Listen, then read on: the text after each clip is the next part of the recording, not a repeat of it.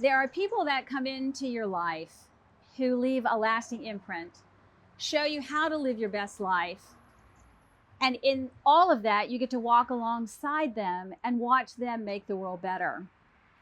About 10 years ago, a woman walked into my life, an individual who had lived a life that few of us ever know or understand. I'm talking about Trina Frierson with Mending Hearts, the founder, who for over 20 years has helped over 5,000 women understand what it means to move from incarceration and addiction to freedom, what it means to move from feeling helpless to hopeful. They've opened a new facility that takes an awful lot of sweat equity from a board. And we're going to talk to her today about what that means, how this facility came into existence, and how working with a board or several boards over the last 20 years has meant to her, how she's navigated it, and any tips she can give you and I so that we can impact the world as much as she has. Come on in, meet my friend Trina.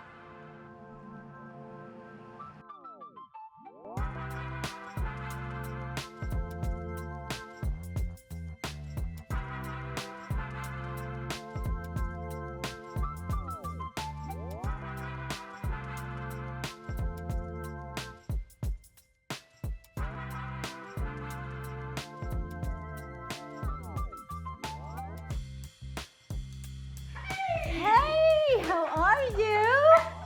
How are you, my friend? So good. Thank you for making time for us. Yeah, always.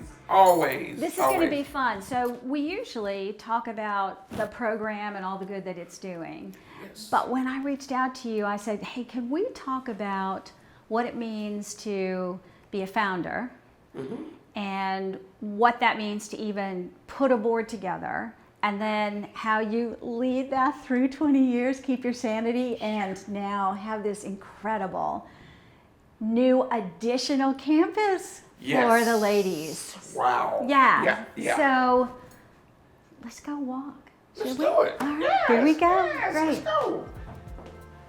Where you are today is only because of what happened 20 years ago? Yeah, about 22 years ago. 22 years ago. Yeah, So on yeah. a napkin, help me Yeah. with the story. On a napkin. Yeah, just start scratching like the idea of helping women, reaching back for women just like me, right? But up on that napkin, initially, you know, Deb, I just wanted to provide resources for women getting out, and they would come to this building, and you know, we direct them to all the resources, those that they didn't have on hand. You know, housing would be outsourced, providers would be outsourced, but there would be so many resources that we could help them with before they went to their housing facility. But after writing on that napkin and then transferring it to an 8.5 by 11 blank sheet of paper, I ended up writing, then I ended up picking, you know, on the computer, and, you know, that turned out to be what I thought was a great resource center and would help a lot of women. And I showed it to a friend, and it's funny because that friend told me, he said, you have a program. The only thing you're missing is a house. And I was like, no, it's a resource center. And he said, read it for yourself. And after reading, I was like, wow, I see what he's saying. You got a blueprint. And as a result, we moved out, and the women's prison just flooded us. And so within the first month, we had a full house. And so didn't have a blueprint, roadmap, no strategic plan, hard in the seat of my pants. If we unpack the layers a little bit, so we're going to kind of go down the board route. So given that humble beginning, and there's just nobody else. I'm sorry, there's just nobody else who could have made that happen. Given that humble beginning, which was all about outgrowing where you were, right? Yes. The home you were in with the kids, you outgrew that. These women are outgrowing this life that they are in to go to freedom. Yes. So I want folks to see a little bit of this as we're talking. So that 501c3, where you have to put, what is it, 3 people maybe, 5? Yes. So did you just call on friends and family, or Man, how did you make that go? The one guy who said, And it's funny, I was working at a printing company who allowed me to print the first brochure Yeah. for Mending Hearts. Oh, I designed my logo there. Look at you. Right? And so this lady, she was like, Joy Edwards, she said, you need to get a board. You need to do this. You need to do that. And I was like, You're like, what am I into? yeah. And it's funny, Deb. I didn't know. And she was like, just get some of your friends for now. Yeah. Right? You need 3 to 5 people. Right. And so she said, here's a check. You're going to need this to pay for the 501c3, right? And next week she came back. She said, hey, you got to start a bank account. She gave me the first check for that, right? Wow. I was like, man, people are believing in me. Yeah, You know, yeah. they see the work, right? Yeah. And so I asked my friend Michael, who told me, hey, you have a program. Him, Joy, she brought in 2 people, and we had a board, right? And that first board, man, we had one lady on there. She was pretty tough, and she was rigid, right? And she was woo, woo, woo, right? But she got us through, right? And that first board was not really a working board, right? It was a sitting board, right? You needed names and people. There you go. And so they were actually, I will say this, they were actually, besides Joy Edwards, everybody else was the media. They was putting it out there. They was making people aware. Right, ambassadors. Yes, right. Ambassadors. They were making people aware that, hey, this is a new outfit. And they're over here in North Nashville and they're doing this. And that kind of became a domino effect. And people wanted to get involved. And I remember Deb having fish fries to even have hygienes and Christmas for them. And about that second year, somebody heard of us and we went to this church. And Deb, I tell you, that woman, Sherry Tish, got her church to donate Christmas to our women. Oh. And so we had about 20 women at that time, and each church member, and back then I think it was like $50, $75, and that was back in 2005. Lord, and I'm telling you, they had a bag of stuff, and over the years, that has grown. Yeah. But it took people like that. Yeah. And Deb, I'm telling you now, it's because of volunteers and boards that I have achieved. My team that works every day for us is amazing. I could not do it without them. I'm the visionary, right? Call me the brains behind it all, but you can have all of that. Yeah. But if you do not have the people, you have nothing. You know, I love the way you say that, and I know you say it with all humility and vulnerability, but we also know that boards can try a person's soul. Very. Right? We also know that a certain board is needed at certain maturity levels, right? So like you said, startup board, all hands in. Yeah. Sweat equity, probably some resources. You're going to use your network, right? Yes. So beyond the expertise and experience they can bring, it's just like, you people, we're going to make this happen, right? So super, super dedicated. So what would you change anything about, and I also understand it's also kind of a grab and go, like I got to get this thing in, I need names, right? Which doesn't honor the people, so that's not really fair for me to say that, but I do understand, right? Like, come on, I got to get this going. Yes. So what kind of a board do you find yourself in right now? Right now. Yeah. Today. I mean, because you've got 20 properties. Now there's an East Campus. There's 30 beds in here? 32 60. beds? 60 beds. Yes. Sorry, 60 beds. Yes. And there's this place has a presence to it, right? The campus does. Yes. So from folks who are like, sure, put my name on it. That's fine. And I'll help with whatever I can, right? Yes. And we'll just, however it works, right? We'll get it done. We'll build the plane as it's flying, right? Yes. And now you have, after that much time, what do you need in a board now? Oh, it's hands on deck. Yeah. It is skill set. It is credentials. It is we're strategically seeking board members. I don't need my friends on the board today, right? But there could be a friend with a skill set. Sure. But I need people to buy into the mission and not just talk about the mission, right? Right. And I think what's different, so what's different, I think, is this one of the rooms? Yes, Oh, yes, shall we? yes. Let's go look. Yeah, for sure. I want to ask about the board because sometimes when you recruit for a dog shelter, everybody's like, oh, they're so cute, right? I had a puppy or I'm going to get a rescue.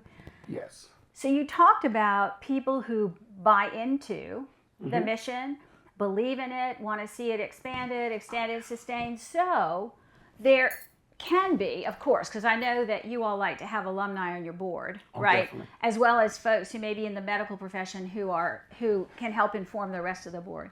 So talk to me about how they have the X factors, secret sauce, secret ingredient to be on the board when the board member doesn't know the experience. Yeah. So what do you look for? So over the years from experience, what has worked and what hasn't. Yes. One is truly compassion.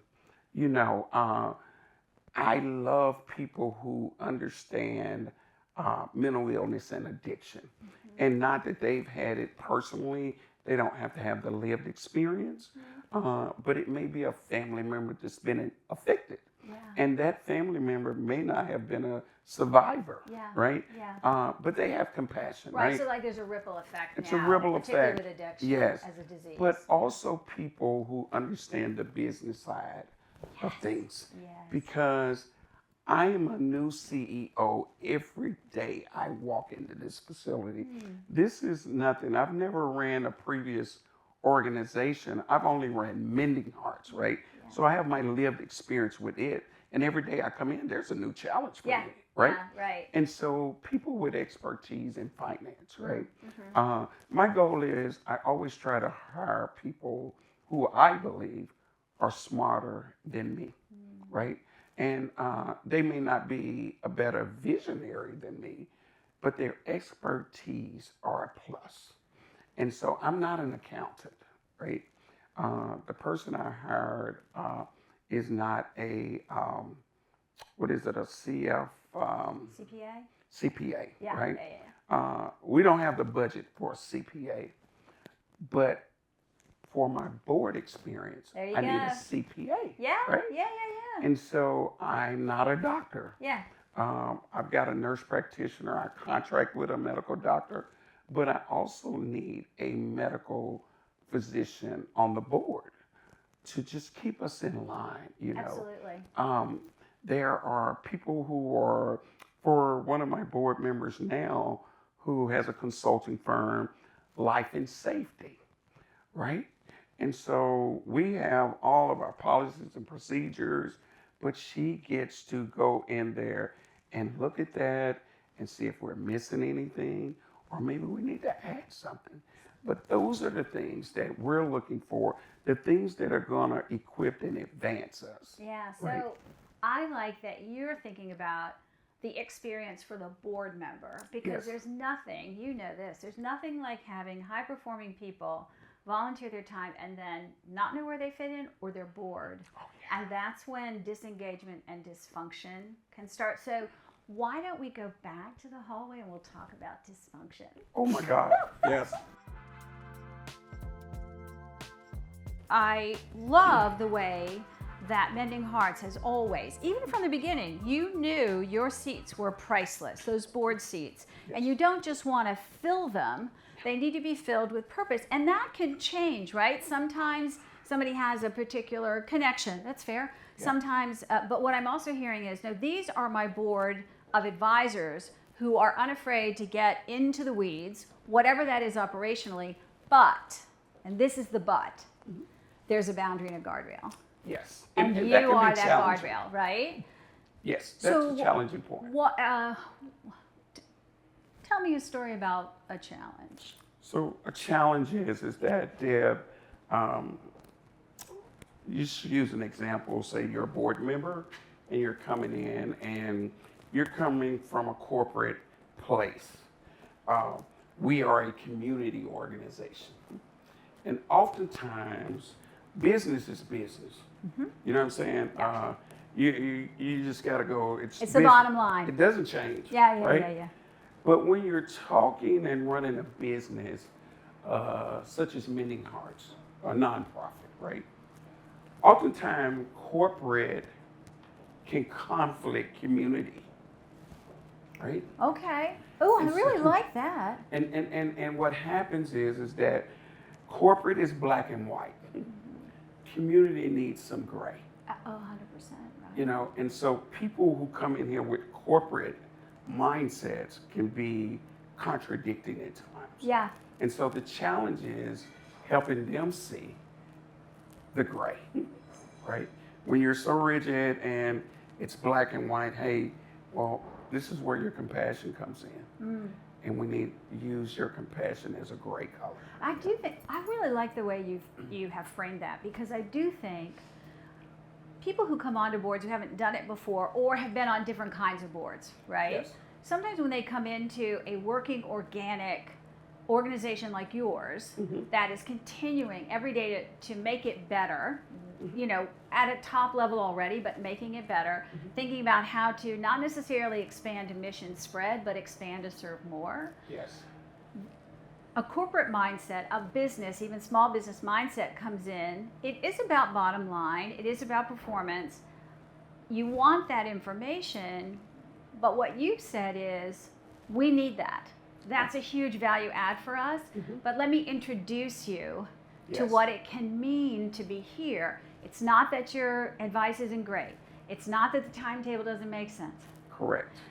But I need to give you this coloration of what it's like in my shoes, Yes. so that we can walk together and And enjoy. achieve- So, Trina, I know one of the coolest places, and I haven't seen it yet because I saw it when all was, you know, being under construction. Yes. So I understand the cafeteria, community room, wonderful space where the whole community can come together. Can we go see that? Man, it's one of my favorite rooms, All right, Deb. I'm all right, telling you. let's The whole go. place is phenomenal, and I love it. And it is actually, it turned out better.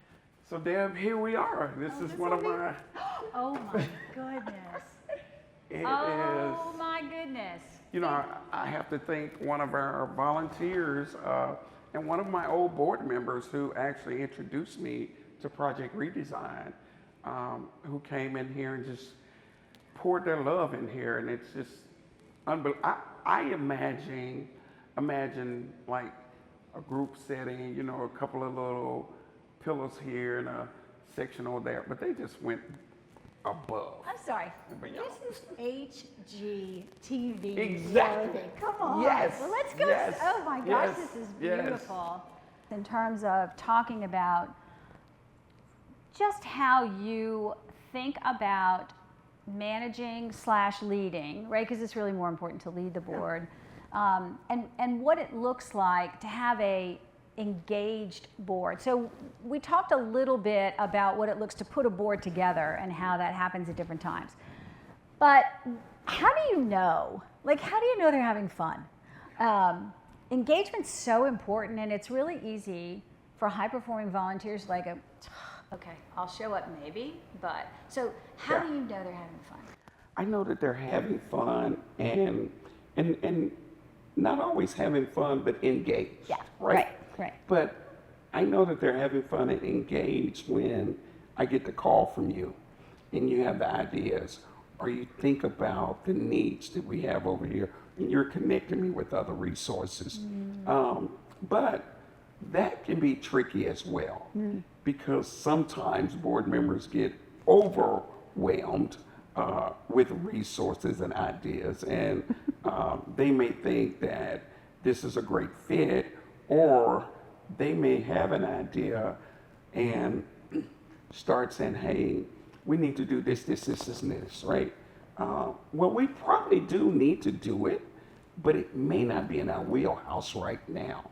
And sometimes that can be disturbing to board members, but it can be overwhelming to me and the staff. Oh, absolutely. And oftentimes that board members get comfortable because I'm an open book.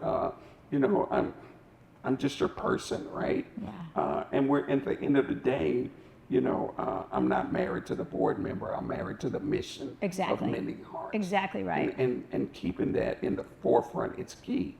And so one of the things that I can remember is a challenging point for me is that very dedicated board members, right? They were very dedicated in prior years, early on and a couple of years back. Dedicated board members, very heavily engaged. And one of the things is that they knew the team. And sometimes if you think that I'm overwhelmed, you can't get to me, you start going to the team. And so that can cause dysfunction, right?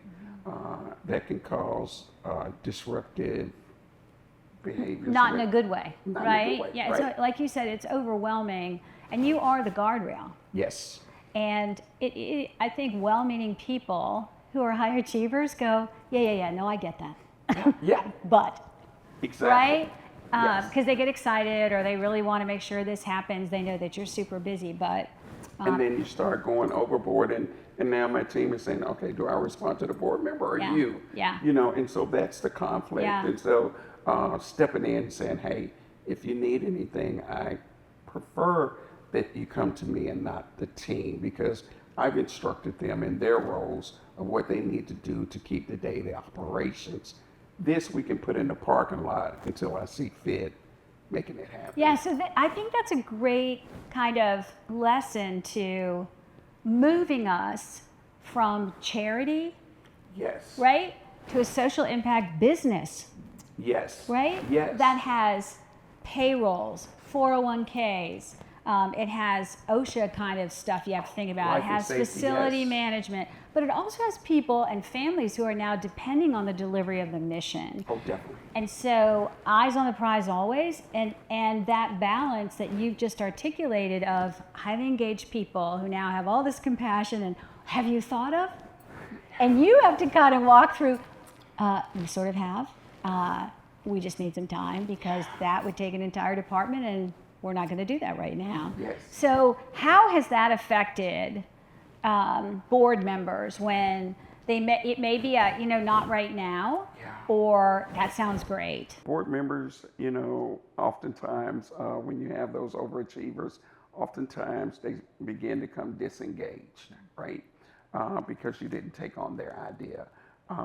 My role, because I believe they are important to the organization and the mission, is to find another gift and talent to re-engage. Okay. And making them aware that, like, hey, we do need this, but not at this time. But we also need this. All right. And so being creative, I think it's important for founders and CEOs to know their board and know what they bring to the table. How do you do that? Tell me how You you know, do that. it's relationship. Yeah? You know what I'm saying? And it's cultivating those relationships.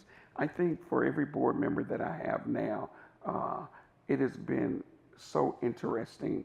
This is a very, you know, and I'm going to throw this in, Deb, and you didn't ask me, and it's probably nowhere on this agenda, you know, but probably 4 years ago, we went in and did a strategic planning specifically for the board, right?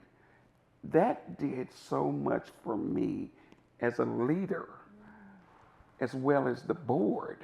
And from that, I went through so many growing pains, but Deb, I've been able to approach them like from a place that, okay, this is what we mean when this happens, right? But I've also been able to engage my board and help them understand this is where we are. And if we follow this guideline, and that was a model that you brought to us. Wow. And out of that model, you know, we still use that today, right? We have a matrix of what we need in a board. But I have a responsibility to the board that I have conversations with all my board members. Now, there's a couple of them that, because of their job, but I can email them. Mm-hmm. And I know how much weight to put on each board member, There you go. right? I've got one that I called now and said, hey, we've got landscaping, right? And people's like, oh, you just want to call me for landscaping? No, I got some artwork. I want to put this on the wall. How does this look, right? I've got one for data, right? I've got one for finance. But I can have relationships, and all the conversations that I call up on my board is not problems. Mm-hmm. I want to celebrate with them. Mm-hmm. And I also want to call them and say, hey, I'm thinking about this. What do you think? I want them to know that I honor and value their opinions and suggestions. Yeah. And so again, it's back to the relationships. Yeah, I think that's so. When you have somebody who's not a good fit, they're disengaged, and what's that conversation like when you uninvite them? Oh, definitely. You know, Because you've had to do that. oh, it's hard. It's Yeah. because I believe everybody has a gift and a talent, but if your time Yeah. and your gifts and talents don't align in the timing, because it's really the timing of our mission that's important, then you have to have the conversation. And you know, one of my conversations has always been, is it better for you to be a volunteer than a board member? We want you, right? But is this a good fit for you? The times that we meet is not good, right? You know, the setup that we have may not be good, but how can you service the women? Because it's about the women. Always. It's not about Trina's friendship, relationship. How can you service the women? And so, you know, having that conversation, you know, making that pact with that individual and saying, no matter if you're on the board or not, you're always a member of Mending Hearts. And I think that's the way to keep people engaged. And sometimes, you know, when you're recruiting somebody, it can all feel warm and fuzzy and great. And then I think, to your point, a season might turn on somebody. Could be a family thing, could be a job transition, whatever. And sometimes it's difficult. So what I'm hearing is, if it's not a good season and you're a board member, speak up. Yes. Because that seat's priceless. So if you have to, don't stay disengaged. And if you can't attend, if you can't be fully focused, you got to give the seat up. Is that what I think Oh, that's definitely. what I'm hearing? And listen, it may be, I have a guy who wholeheartedly wanted to be on the board and, you know, for whatever reason, but he could never make the meetings, right? And so having a conversation with him, because we had a relationship, like, hey, it looks like your lifestyle has changed, right? And because of that, I don't want to change what we have going on to meet you or vice versa.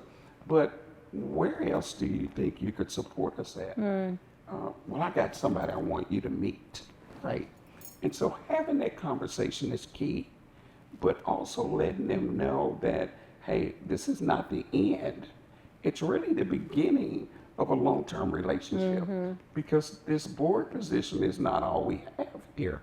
And so I think just having the real heart-to-heart conversation, and you can't be afraid to have those. I was just going to say, I think, and it's not just because of your success and how long and all that. I think it's also just a genuine authenticity. If you're going to take on leading an organization that's working to make the world better for those most vulnerable in the world, then there has to be some kind of grit, bravado, courage to ever and always looking to see if all the cogs and all the wheels are turning in the right direction. Yes. I think it also, if there is a disengaged board member and that person exiting out, right, it also helps the other members know attendance does matter.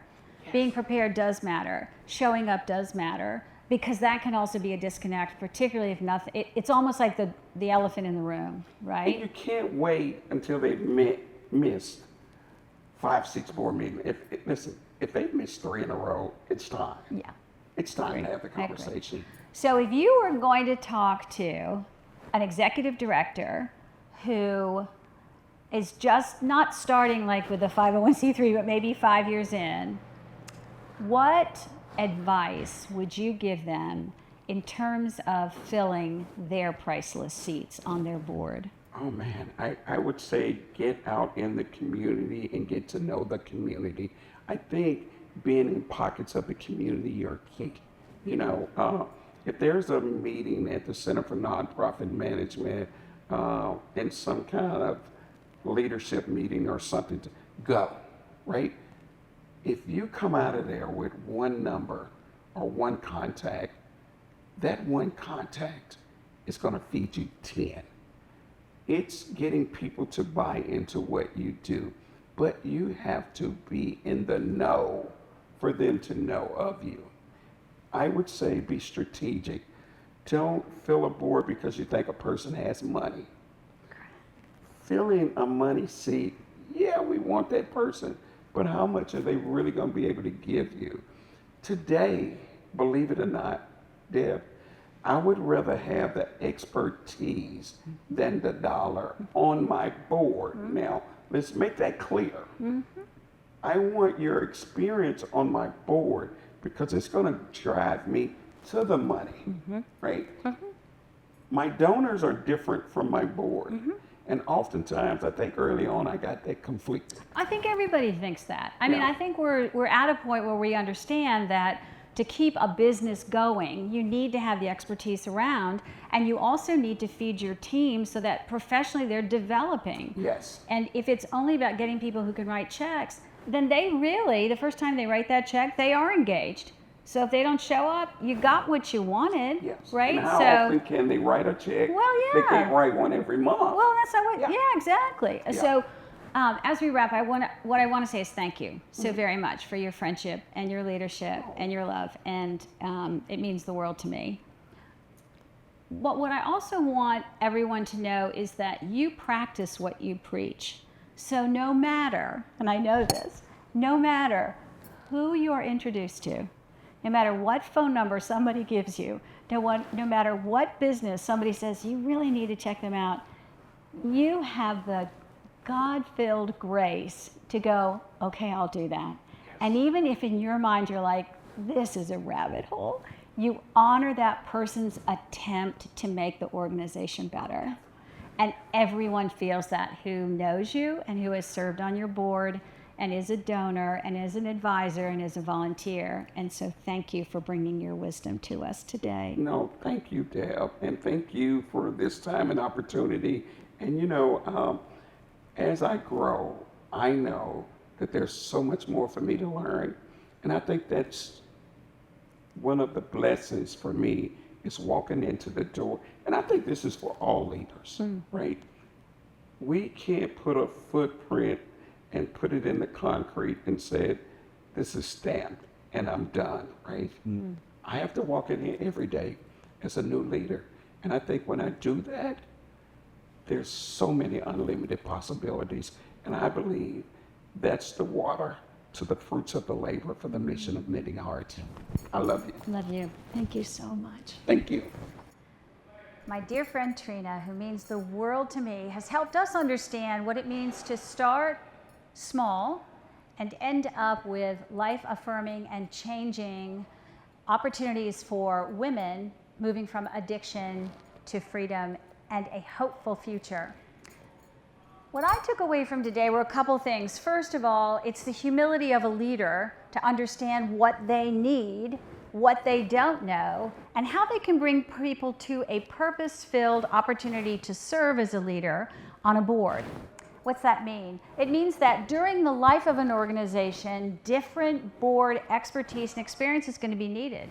It means that the leader of the organization has to take time to know each one of their boards. It means that they may have to temper down the excitement of somebody who's got a great idea because the timing not be right. The budget may not allow for it, but it's never a no. I've also learned from Trina that there are times when people who are filled with compassion and want to serve the community and sit in a priceless board seat may be there in the wrong season for them, and that it is the executive director and the chair's opportunity and responsibility to talk with that board member to see where a better fit might be. As you can see, Trina could have gone on forever. The one thing I know about her is that, as she said at the very end, she does believe every day she is going to learn more that she gets to feed back to Mending Hearts and then feed the women. I love that about her. Thank you for joining us. We've got more conversations coming. We'll see you soon.